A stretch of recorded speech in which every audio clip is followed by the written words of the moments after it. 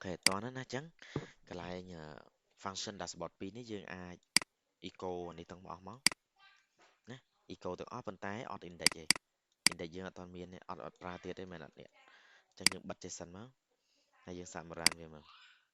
nè dashboard pi dương ạ bên tay dương mờ tha HIP để dương đồ function nè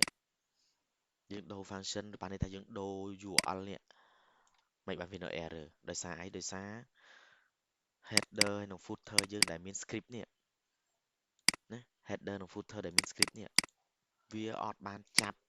ទៅតាមនឹងទេណាដោយសារយើងអត់ទាន់បានដាក់ base URL ឲ្យវាតោះណាអញ្ចឹងកាលណាវាប្រែប្រួល page វានឹង error អញ្ចឹងយើងចង់ឲ្យវាអត់ error យើងទៅ echo base URL ពីខាងមុខនេះវាណា php echo base URL អញ្ចឹងមកហើយដាក់ slash នេះហើយយើង copy វាមកណាបើយើងខ្ជិលសរសេរ copy ដាក់ឲ្យអស់ដាក់ឲ្យអស់មុខ folder របស់យើងនេះ folder this folder plugin this plugin យើងនៅណា this plugin យើងគឺនៅក្នុង base URL យើងនេះនេះ base URL នេះ this ណា plugin អញ្ចឹងអាហ្នឹងគឺជាគេជា CSS របស់វាណានេះ CSS ណាវានៅក្នុងហ្នឹងទាំងអស់ដូច bootstrap អញ្ចឹងយើងមាន source ស្រាប់អញ្ចឹងតោះហ្នឹងណាតោះអញ្ចឹងទៀតមានអីទៀតយើងមាន footer ខាងក្រោម footer យើងមាន folder plugin ពីមុខ plugin នេះពីមុខ this ពីមុខ this ដាក់ base URL ឲ្យដូចគ្នាណាអញ្ចឹងពេលហ្នឹង page របស់យើងលែង error script លែង error CSS តោះណានេះរូបភាពយើងអត់ទាន់ដាក់អញ្ចឹងយើងនៅ error ហើយអញ្ចឹងយើងទៅដាក់រូបភាពឲ្យវាមក base URL មុខរូបភាពមកវាលែងខូចហើយលែង error អញ្ចឹងហើយណាហើយអានេះវា error ដោយសារយើងអត់មាន index អត់មានសបកនៃ index យើងមានសបកមើលអានឹងតិចណានេះ index យើងនៅខាងលើ index យើងមានអីគេនេះមាននេះអញ្ចឹងបើសិនជាយើងចង់ឲ្យយើងដក index ចេញហើយទម្រង់វានៅដដែលយើងយកពីរនេះអាពីរនេះយកទៅដាក់ខាងលើផុតនៃ index អញ្ចឹងខាងលើផុតហ្នឹងគឺអីគេខាងលើវាអីគេខាងលើវាអីគេខាងលើវា left side យកមកដាក់ក្រោមផុតនៃ left side បានន័យថាវានៅខាងលើ index ហើយដល់ពេលខាងក្រោមយើងទុកតែរោមក៏បានដែរខាងក្រោមវាផុតនេះយើងខាត់ដែរតែយើងយកទៅដាក់លើផុតនៃ footer ណាដាក់ខាងលើផុតនៃ footer អញ្ចឹងបានន័យថា index របស់យើងគឺនៅសល់តែសាច់ទេនៅសល់តែសាច់សល់តែសាច់ណាសល់តែសាច់ទេអញ្ចឹងពេលវាប្រែប្រួលទៅទម្រង់វានៅចេះពុទ្ធសាសអីអ្វីដែលប្រែប្រួលតែសាច់ទេតោះណាអញ្ចឹងពេលដែលយើងប្រែប្រួលអីឧទាហរណ៍ថា dashboard 2នេះខ្ញុំបង្កើត view dashboard 2មកបង្កើត view dashboard 2សិនview dashboard 2 .php .php ណាអញ្ចឹងឧទាហរណ៍យើងដាក់ dashboard 2អញ្ចឹងពេលយើងហៅកន្លែងនេះយើងហៅ dashboard 2ហ្នឹងអញ្ចឹងយើងអត់ហៅ echo index ទៀតទេណាអញ្ចឹងវាចេញនេះឃើញទេអញ្ចឹងពេលដែលយើងចង់ដាក់អីគេឧទាហរណ៍ dashboard 2ចង់ដាក់អីគេណាយើងចង់ដាក់អីអញ្ចឹងខ្ញុំចូលទៅ template យើងមក plate ឧទាហរណ៍មើលទៅ template យើងយកទម្រង់ណាមួយយកមកដាក់សិនយើងចូលនេះចេះហ្មងទៅណាហើយយើងចង់បានអីឧទាហរណ៍ dashboard 2ខ្ញុំចង់បានជា table ឬក៏ជា form ចុះអញ្ចឹងខ្ញុំបាន form ឧទាហរណ៍ខ្ញុំយក form ឧទាហរណ៍ខ្ញុំយក form នេះចុះអញ្ចឹងខ្ញុំយកអា quick នេះ quick form នេះ inspect វាមក inspect វាយើងយក row យក row នេះយក row វាមកសិនមកណានេះ row នេះអញ្ចឹងអា row ហ្នឹងគឺជាកន្លែងដែលប្រែប្រួលរបស់ index របស់យើងដែលយើងប្រែប្រួលនេះ copy មកយកមកដាក់នៅក្នុង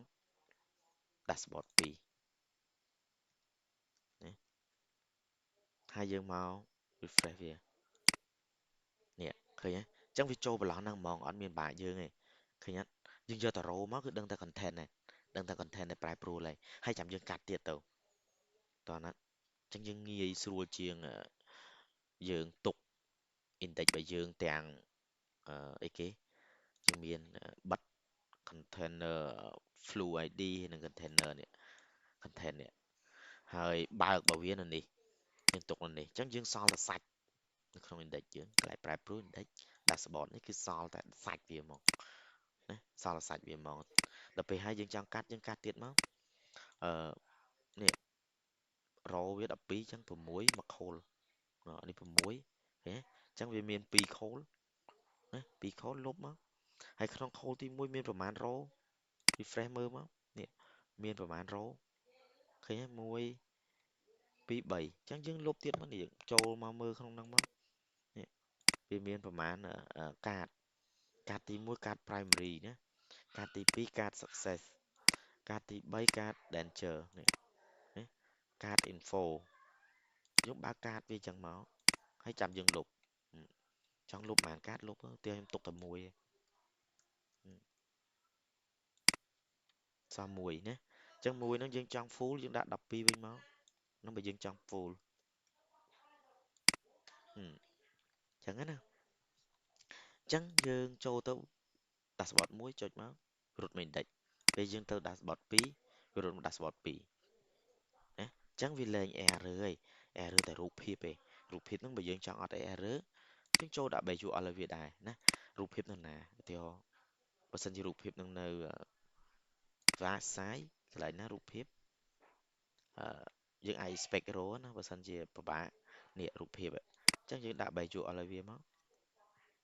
វាលែង error ហើយណាប៉ុន្តែយើងជៀសផុតពីកែរូបទៅជារូបរបស់យើងឯងណាលឿនលឿនប្រាប់ផងប៉ុន្តែយើងនៅមានវីដេអូមើលឲ្យយល់សិនណាចាំពេលយើងអនុវត្តទៅកន្លែងណាអត់យល់ចាំយើងមើលវីដេអូបន្ថែមទៀតចឹងណាប្រសើរជាងយើងអត់យល់ពី process វាណា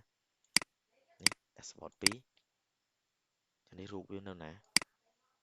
អឺរូបវាឈ្មោះអី dashboard នៅក្នុង sidebar ណារូបវានេះដាក់អស់មកណាឲ្យទៅកន្លែងណារូបភាពយើងចង់ដឹងយើងអាច control F file vậy ហើយដាក់អីគេ image img vậy អញ្ចឹងវានឹង show យើងហើយកន្លែងណាមានរូបភាពវា show យើងអាចរកវាឆាប់ឃើញជាងណានេះ ARC នេះក៏ប្រើ ARC អញ្ចឹងយើងត្រូវប្រើវាអញ្ចឹងមក1លេខ error 2លេខ error ណាតន់ប៉ុណ្ណឹងឯងអានេះយើងរបៀបហៅអឺនេះ URL ហើយ URL របស់យើងនេះយើងអាចចំណាំបានទេថាវាជាអីនេះព្រោះជាធម្មតាយើងដឹងហើយថាបើយើងចូលមក RAL របស់យើងគឺយើង run ឲ្យគេណាយើង run ចូលមក RAL របស់យើង run app controller home ហើយ index ដែលវា run មុនគេបន្ទាប់ពី index ហ្នឹងគឺយើងទាមទារទៅធ្វើបញ្ចូលខ្លួនឯងប៉ុន្តែនៅក្នុង home បកក្រៅ home កន្លែងនេះយើងត្រូវដាក់កន្លែងនេះយើងត្រូវដាក់ឈ្មោះ function ហ្នឹងឈ្មោះ controller ហ្នឹងនេះ controller home ទៅពេលក្នុង home ហ្នឹងយើងមាន function អីបើ index យើងបាច់ដាក់ទេវា run auto ព្រោះដោយសារ namespace របស់យើង point ទៅអាហ្នឹងឯង set default method មិញហ្នឹងគឺ index អញ្ចឹងណាតែ function dashboard នេះយើងអត់អាច auto បានទេយើងត្រូវតែដាក់ឲ្យវាបាទណាហើយចង់ហៅ view ណាហៅទៅនេះតោះណាមានអីជាបញ្ហាលឿនពេកយឺតពេកឬក៏មិនខ្ញុំថាมันយឺតទេលឿនប៉ុន្តែយើងមានវីដេអូការពារដែរណាអានេះគ្រាន់តែជារបៀបហៅURL ឡើងទៅលើនេះណានេះហៅ URL តាមរយៈអានេះគេ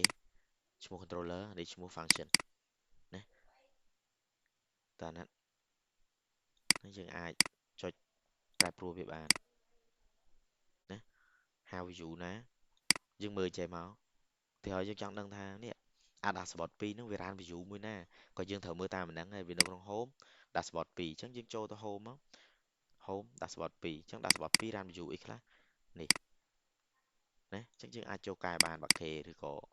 ថ្ងៃក្រោយទៅយើងជួបបាក់ខេឲ្យប្រើអីយើងអត់ចេះមើលអត់ហ្នឹងក៏អត់ខាតដែរណាឡើយនេះយើង